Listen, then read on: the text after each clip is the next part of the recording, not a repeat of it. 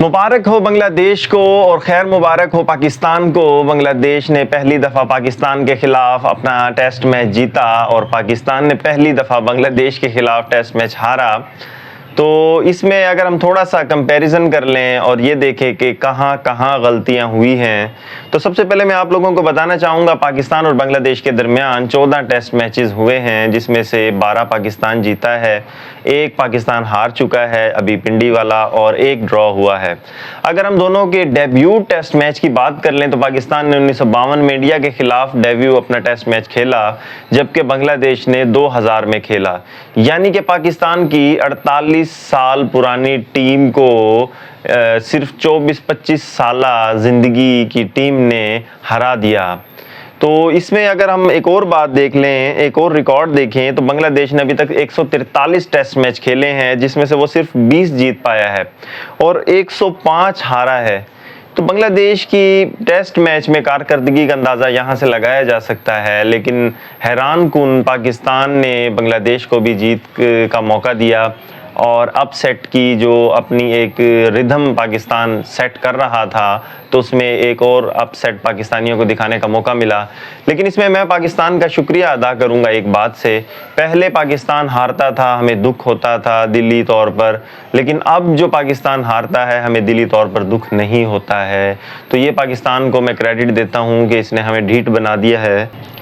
पिछले कुछ ईयर्स में अगर हम अपसेट्स देख लें तो एक पाकिस्तान ने यूएसए के खिलाफ अपसेट हुआ 2024 टी20 वर्ल्ड कप में, जिम्बाब्वे के खिलाफ हार गए टी20 वर्ल्ड कप 2022 में, अफगानिस्तान के खिलाफ हार गए ओडीआई वर्ल्ड कप में, और बहुत ही आसान अफगानिस्तान आसानी से पाकिस्तान से जीता।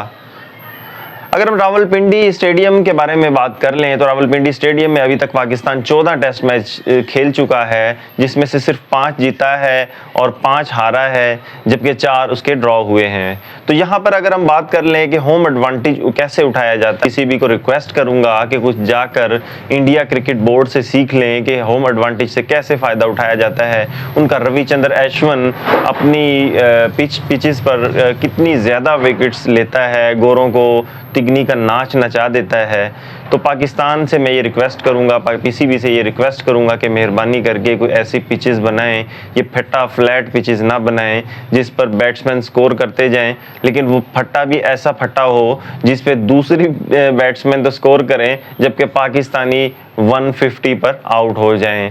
हैरान कुन बात यह है कि अगर हम कंपैरिजन करें कि दूसरी टीमें स्ट्रगल कहाँ करती हैं, तो एशिया के अंदर बाहर फॉरेन टीमें स्ट्रगल करती हैं, जबकि हमारे एशियन प्लेयर्स बाहर की पिचेस पे स्ट्रगल करता है। लेकिन पाकिस्तान का सिनेरियो चेंज है, पाकिस्तान में स्ट्रगल करता है। एक और बात मैं आपको बताना चाहूँगा, 2016 में मिसबा और यूनस जब मिडल ऑर्डर में थे तो उस वक्त पाकिस्तान थोड़ा सा कुछ मुस्तहकम नज़र आया टेस्ट में। उसमें सिर्फ हम क्रेडिट मिसबा और यूनस खान को नहीं देंगे, कुछ बॉलर्स का भी क्रेडिट था। वहाब रियाज कदरे बेहतर बॉलिंग करता रहा है, जबकि मोहम्मद अब्बास हमारा बहुत अच्छा बॉलर था जो कि हमने ज़ाया कर दिया। तो ये सारी बातें मैं इतनी ज़्यादा नहीं करना चाहूँगा। मैं अब आऊँगा अपने मेन फोकस जो मेरा है, मैं ये कुछ डिस्कस चीज़ें करना चाहूँगा कि पाकिस्तान की हार जो हुई है उसमें कहाँ कहाँ गलतियाँ शामिल हो सकती हैं। पहली गलती तो ये थी कि हमने ओवर कॉन्फिडेंस के साथ टाइम से पहले ही अपनी टीम को डिक्लेयर कर दिया। 171 पर खड़े थे मोहम्मद रिजवान, अगर मोहम्मद रिजवान को स्ट्राइक पर जाकर हिटिंग का मौका दिया जाता शायद उनके 200 होते, एक रिकॉर्ड कायम होता और एक बहुत ही बड़ा टोटल सेट हो जाता, जिससे हो सकता था बांग्लादेश दबाव में आ जाता। लेकिन हिकमत अमली शान मसूद साहब की हम क्या जाने क्या हो सकती है, ये शायद उन्होंने इंग्लैंड के पीछे समझ लिया, क्योंकि काउंटी लीग में शान मसूद बहुत अच्छा परफॉर्म करते आए हैं, तो मे भी हो सकता है उन्होंने वहाँ की पिच समझ लिया हो। कि पाकिस्तान के अंदर एक बहुत ही अच्छा स्पिनर अबरार, जिसने इंग्लैंड के खिलाफ बहुत अच्छी परफॉर्मेंस दी थी, उसको मुसलसल इग्नोर किया जा रहा है। वो टी20 हो या टेस्ट मैच हो, हर जगह अबरार को इग्नोर किया जाता है। उसमें शायद ये देखने में आ रहा था कि ये तजर्बा कर रहे थे कि 4 पेसर्स के साथ जाते हैं और फ्लैट पिच है, स्पिन को इतना कोई एडवांटेज नहीं है, तो इन्होंने अबरार को मौका नहीं दिया। लेकिन मैं समझता हूँ कि बांग्लादेश का कम्बिनेशन जो था वो बहुत अच्छा था। उनके पास मेहदी हसन मिराज और शकीबुल हसन का एक अच्छा कॉम्बिनेशन था स्पिन में।